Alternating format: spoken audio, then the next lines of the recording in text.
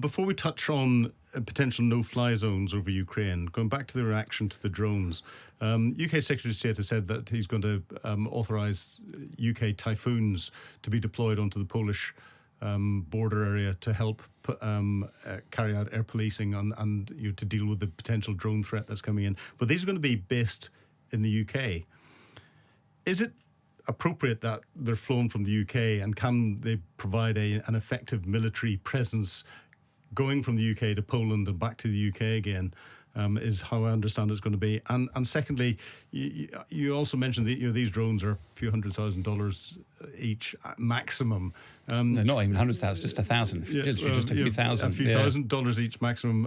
We're putting a multi-million-pound aircraft which fires missiles that are in the £1 million a pop.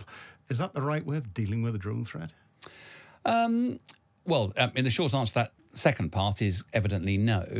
But bear in mind that most modern fighter jets have a cannon as well. And my understanding is that actually shooting down a drone with a fighter jet is quite tricky because they fly quite low and they also fly very slow. Whereas fighter jets generally fly very fast. So do we need the Harrier jump jet back? Now we're talking, right? Or the Strike Master, bring something like... there was a question from one of the viewers the other day about do we need to bring in a Tucano or something lighter weight that can shoot? And there is evidently a need. So shooting down drones in volume with missiles is evidently not the right answer. But you can use a strafing, and with a bit of practice, that's not difficult to do. And besides, aircraft is not generally the right way to shoot down drones. You'd probably get some sort of, lying on your back with a machine gun is quite an effective way. You can put high-tech guns that fire a lot of rounds. At sea, it's the phalanx. There's lots of, as you know better than I, there's lots of land-based systems that can do that. Part of this is gesture. Part of this is actually the UK government going, there's something more. Going back to your point, I know we can take these things literally. I think what they meant is that we are going to deploy more Typhoons from the UK because we operate them out of Cyprus. We also operate out, we man the eastern flank of NATO, not only with Estonia, but Poland and others, where our regular NATO deployments, where we cycle through there because... Yes, we've got air-to-air refuelling and the like, but it's not good use of assets and hours to fly them backwards and forwards to the UK. I'd be very surprised if that's the way that they were being done. But I do think in terms of, do you just continue the cycle of our Typhoons deploying for 4 months and then coming home again? What I read into that statement was the British government's going, no, we're going to turn up the wick a bit. We're going to get more assets involved. But I think there's a bigger point here, honestly. I think we're entering a profound moment in this conflict. You and I have looked at this for over 3 years now, and the British government's done enough to stop Ukraine losing, but not enough to help it win. With Donald Trump being a little bit more vague, looking more supportive of Putin, I think the question is, are we nationally or Europeans going to watch Ukraine fail? Might fail slower without support, but it's still failing. And have to deal with the consequences of that, or we're getting close to the time where actually we have to do something about it. And you both know Putin isn't going to stop until either he's achieved his objectives or he's forced to stop. And the two ways of forcing him is either economically or militarily. Nobody wants him to get into nuclear conflict, and everybody goes, oh, you're suggesting we go to war, that'll be a nuclear war. You go, right, these grey hairs mean that I was in the military when we were in the Cold War. And actually, nuclear weapons are one thing that kept the peace because nobody is incentivized. But it doesn't stop you standing toe-to-toe, face-to-face with someone like Putin. It's not in his best interest to start a war. But until somebody stands up to him, and we're not talking about invading Russia, we're talking about potentially doing a little bit more to actually stop him in Ukraine and actually protect Ukraine. And we've now got the excuse that it's about protecting the eastern flank of NATO. So protecting Ukraine, that leads very nicely into the potential for creating some form of no-fly zone or air defence zone or protection zone or something over part of Ukraine. How would that begin to look? And do you think we could come up with the right military rules and within that rules of engagement and everything else to do this safely, if you can ever call carrying out an offensive military operation a safe thing. So I think it's all about rules of engagement. Yeah. But I would ask you what we mean by safe. Well, safe. There's militarily safe. So making sure that our military personnel that are involved in this are safe, and therefore right. They can't go into conflict and be guaranteed to be safe. And then there's political safety, and what are the associated risks with that? Because you can never say anything from an absolute perspective. So it's shades of grey on a spectrum, and you have to work out where that is so that the politicians can see whether it's acceptable or unacceptable, the risk they're taking. No, and I think what's lovely is that we're both a little bit of students of history, and you look to Chamberlain, 38, Munich conference, peace in our time. Waving the papers. Yeah. Is that Donald Trump at the moment? Because nobody wants to go to war. I mean, people sort of look at you and I and go, you warmongers, no wonder you want to go to war. And you go, I've spent 2 years of my life, 3 tours in Afghanistan. When you see the price we pay for going to war, nobody serving in the military ever wants to see war. But you also recognise that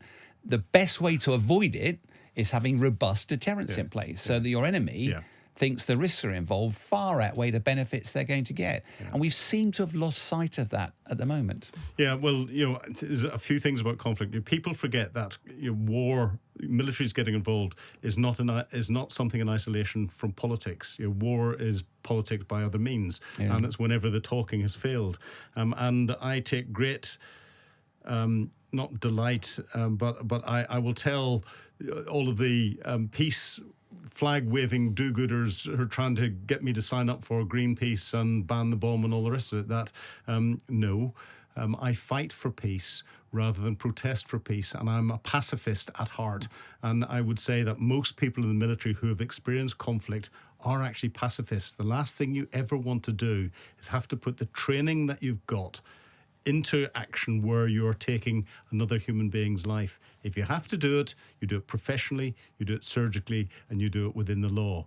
But it's the last thing that you ever want to do. And it's only by showing the ability to do that from a professional perspective that you can deter another aggressor, because human beings are an aggressive species. And until we can get that aggression out of us as a species and out of different nations, then the unfortunate reality is there will be fighting, there will be wars, and we have to live with that. I do wonder whether some of this, though, because it's, yesterday was the Battle of Britain, and I read a disturbing article that said that a majority of people under the age of 40 didn't really know what the Battle of Britain was celebrating. And you sort of go, how is it that, on that 15th of September 1940, when we're backs against the wall, we were down to our last couple of hundred aircraft, and it was us or Germany starting Operation Sea Lion and invading the country. And through the immense sacrifice of the fighter pilots that day, we stood firm. Hitler decided to switch to bombing London and eventually abandoned Sea Lion altogether. Yep.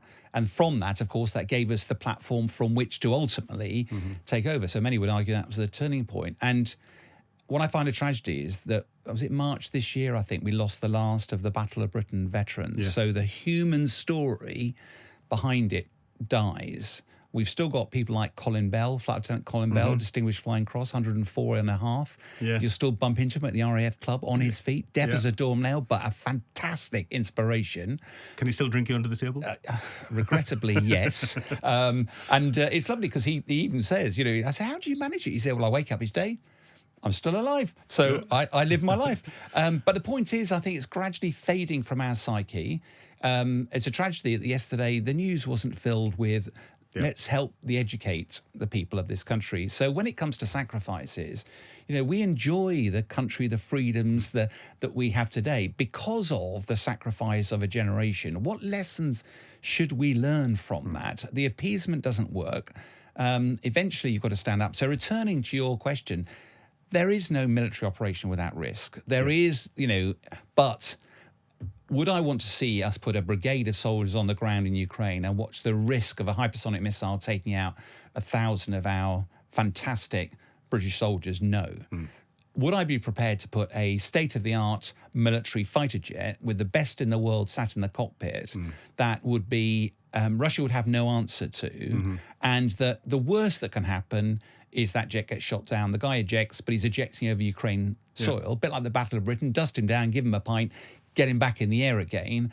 And tragically, if he does lose his life, at least it's in a worthy cause, but it's one life. And I think the political risk is low, the human risk is low, but technology is our asymmetric advantage, and it would put a massive consideration into Putin's calculus. And I think that's something that would cause him a moment's thought. You've been watching Frontline with me, Philip Ingram. If you'd like access to exclusive content, please subscribe to Times Radio membership and watch us on YouTube. But you can now get us as a podcast wherever you get your podcasts from. And don't forget, you can also listen to Times Radio for the latest updates on global affairs and read about them at thetimes.com. Thank you.